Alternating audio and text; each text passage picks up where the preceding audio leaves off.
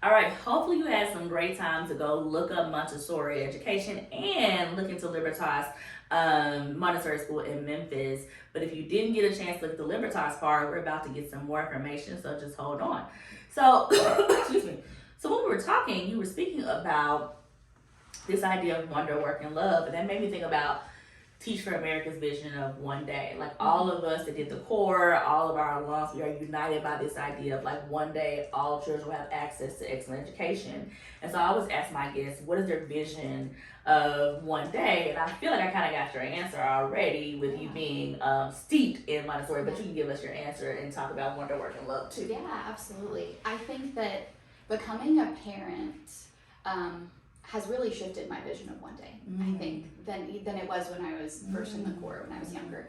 I think that when I think about what I want for my daughter, for my son, what kind of school I want them in, what I want to be true of their education, I think of all the things that sort of drew me to Libertas in the first place. Like the mission of Libertas, the very first time I visited, is where that wonder, work, and love comes from, is the mission statement.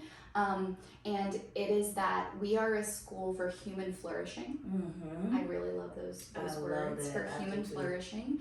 And that we cultivate the minds, hands, and hearts of children, for the children in Memphis, for lives of wonder, work, and love. And I think that when I was early in my teaching career, I would have thought about the minds, right? Like, oh, I'm cultivating minds, like I'm putting knowledge in there.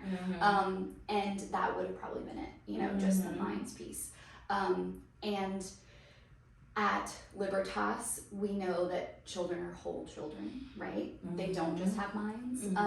And Montessori really focuses on the hand, right? So minds, hands, and hearts. The hand is that they get to move around, they get to work with manipulatives, they get to move things with their hands, and then there's their hearts, right? So and I think that as I progressed in my career as a teacher, I would have gone to hearts too, right? Like character education and SEL, and we care about who they are, and their emotions and their character, and building great people, not just academics. Right.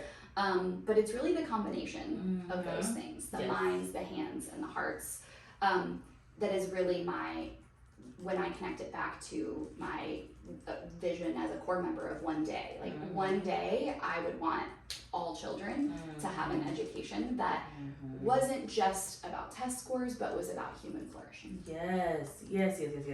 I agree with that, and I think that's when I fell in love with Freedom Prep, as I saw a version of that with the core values and the way we operated as a team together. It was just so beautiful. I'd never seen that before, because to your point, growing up in Memphis, and this is no shade to Memphis at the time, but I remember it was kind of like I would go to my schools for the academic that they could give me, whatever academic support they could give me, and I would go to after school programs or enrichment programs, or I would go to different opportunities in the city and outside the city to get the hard part, to get the full development.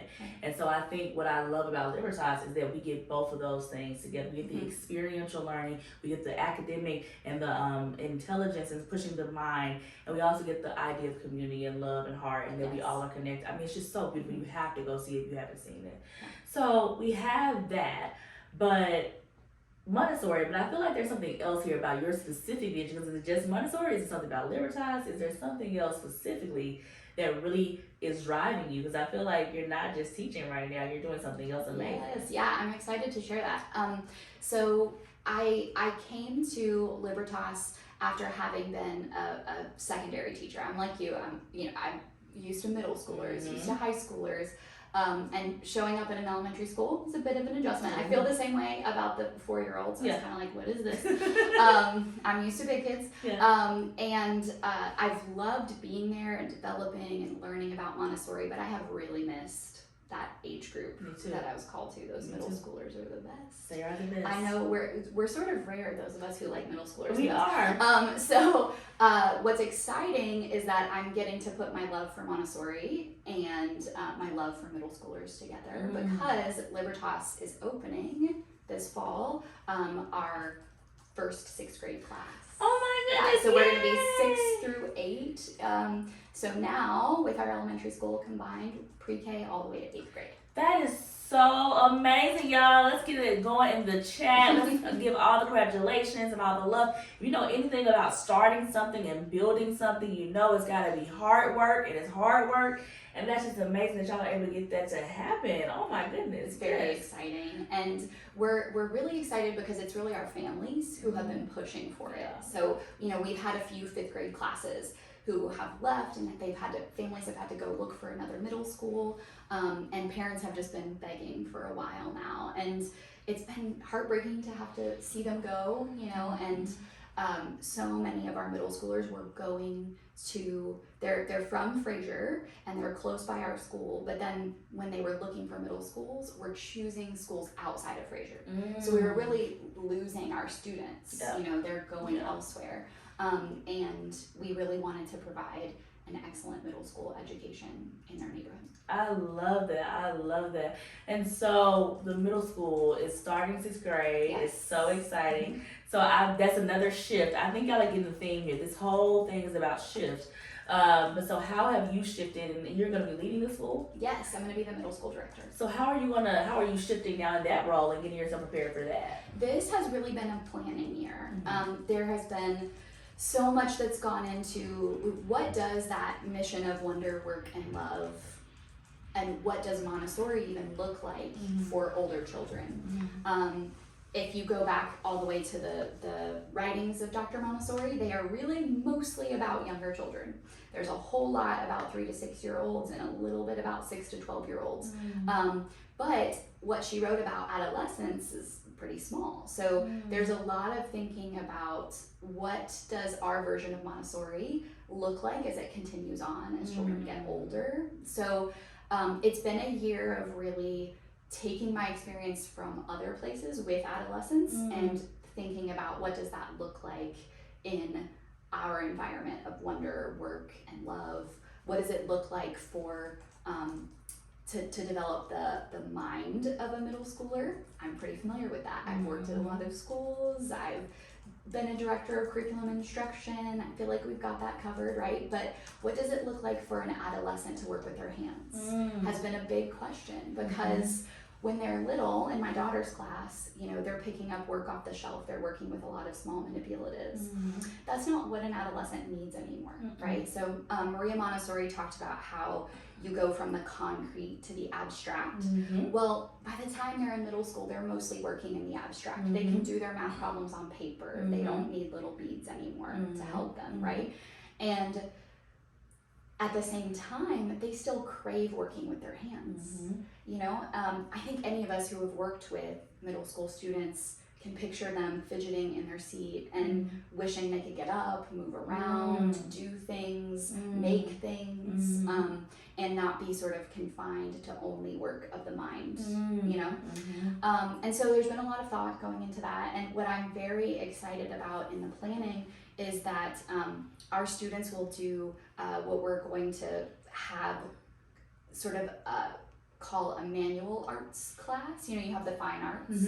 A manual arts class will be a combination of things. They're going to work in our garden, grow things, sell what they grow, and learn about the economics of that, sort of a microeconomy, learning how much did my supplies cost, and then what yield did I get, and then how much was I able to sell my spinach or my tomatoes for, take care of our chickens, hopefully get more chickens. They want more because the eggs sell for so much. They're like, this is how we make a lot. So they'll do that piece. They'll also work with their hands to build things, to do some carpentry, some woodworking. So that'll be a part of their day. And another big part of their day that'll be a lot different than other middle schools is they'll have what we're going to call a work period, right? They're going to go to their normal classes. They're going to take their ELA, their math, their social studies, their science, which would be very familiar to anyone. But then during their work period, they're going to have more choice work, similar to what they get in the lower school. Gotcha. They're going to get a chance to have projects that they've chosen the subject of, and do some hands-on work there as well. So this has been a big year of thinking about what's going to be different now that the children are older, but also what pieces of Montessori do we really want to hang on to, and that's that work of the hand. It's also the independence, the individualization that we have in the lower school. I love that. And I think that's so incredible to think about, the idea of merging the heart, the mind, and also that choice piece. I think that's so important for our kids to realize they have the power of choice, and to see to the point of like, when I make these choices, this is the impact of this choice, and then academically how all those things align. I mean, it's just beautiful. But I'm also sitting here thinking that that's a lot for you to do, but like, this would not be possible without teachers. And given this is Teacher Appreciation Week, what can we say about the teachers? Because if you didn't have Montessori trained teachers, you wouldn't be able to exist, you know, at all. It's huge. I mean, becoming Montessori trained is above and beyond. So our teachers not only had to go through getting teacher licensure in the state of Tennessee, but then they have to get a Montessori accreditation, which is another 2-year program, as much work as getting a master's degree. And all because they're super committed to Montessori education. It's so much work. And it's then beautiful what they're able to accomplish with children. Teacher Appreciation Week, I don't even have the words for how thankful I am for teachers, and how hard your job is.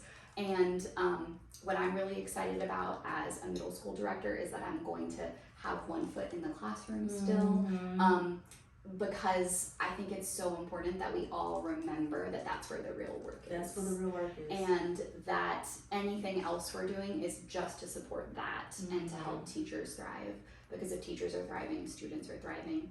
I think a big part of my planning this year is thinking about teacher sustainability. You know, when I'm making my schedule, when I'm, you know, trying to set a budget, all of that, I'm thinking first and foremost about teacher happiness, teacher sustainability, so that teachers are supported because they are doing the real work. Yes. I 100% did. That's why I left the classroom, was so I could, one, see more teachers and see more schools. So I was just like, it's amazing what's happening here, but what's happening in the city? What's happening across the country? And then when I became a coach, I started to notice that one of the things that people miss when they step outside the classroom, and I have to remind myself, even in my seat I sit in now, is that none of this would be possible without teachers. None of the jobs that we have, a pilot, a dentist, a doctor, a lawyer, a preacher, all of that, somebody had to teach you. And at this point, we have to continue to be learners. And the things that you learn in your, you know, adolescence and in your elementary days and in your earlier years, those are the foundational informations that kind of shape who you are. And so if you didn't have a great teacher, you have to sit back and wonder, where would you end up? What would happen to you? But a lot of us, thankfully, had someone step into the gap, and that person typically is a teacher, whether it be the actual teacher in your school or a teacher that is someone that is not in the term teacher, but still is a mentor, someone teaching you skills and supporting you. So Teacher Appreciation Week, we have to make sure that we love on and we support all of the teachers in our lives, our parents, our mentors, our actual teachers, because everybody helped us to become who we are, and it's helping our country get better. So thank you so much, teachers. Thank you. Now, hearing about all the great things at Libertas, are there jobs open? Because I bet there's some teachers watching this like, hey, I'm open. This is exciting. Are there jobs? Is there availability? What's happening? Something I really want everyone to know is that we have a public Montessori training program. So it's called Arate, and it's an in-house training program so that if you don't have Montessori certification yet, you can get it through us. And even if you don't have a Tennessee teaching license yet, so you can get your teaching license and your Montessori certification at the same time. That's what's so hard about becoming a public Montessorian, is you need 2 different credentials. And we have folks who come to us who have been public school teachers but not Montessorians, and we have folks who come to us who have been Montessorians but not public school teachers. So our training does both of those. And we definitely still have spots in our training program and in our elementary school. And then over the course of the next few years, we're going to be building out this middle school from the ground up with a ton of positions. So I definitely hope everybody looks us up. Please look it up and look up this teacher training program, because that's a unique asset. Art is a unique art asset, because again, a lot of times that shift, how do I shift from what I'm doing to something different? And I just want to shout out all the TFA alums at Libertas. I see you, I know you. I could name you all right now, but I'm not going to take up any more of our time. But I want to let you know, I specifically want to shout out love to you, because again, you are doing the work. And then again, overall, to all our teachers, I want to say thank you, thank you, thank you, thank you, thank you for everything you're doing. And thank you, Sam, for again, leaning into the shift, leading into the changes, and really learning from each change and not losing what you learned and applying it now as a school director. It's going to be an amazing year for you next year. I know it. So at this point in time, I want you all to again love us in the chat, share this information again, because this is a form of teaching. We're talking about Montessori learning. We're talking about things that we might not know about. Please make sure you share these videos and you hype them up, because the more that we do that, the more we can get access to kids, access to other leaders, access to people that want to do that shift that Sam did and really develop themselves in a different way. As always, we're going to come back with another video, so you just don't hold your breath, because it's coming very soon. And we're excited for what's coming in the summer and in the fall. If you need us, you know how to reach us, Jamisha.Hayes at teachforamerica.org or James.Larkin at teachforamerica.org. If you want to come on and you want to be a part of this, please let us know. We would love to have you on. Have a good one.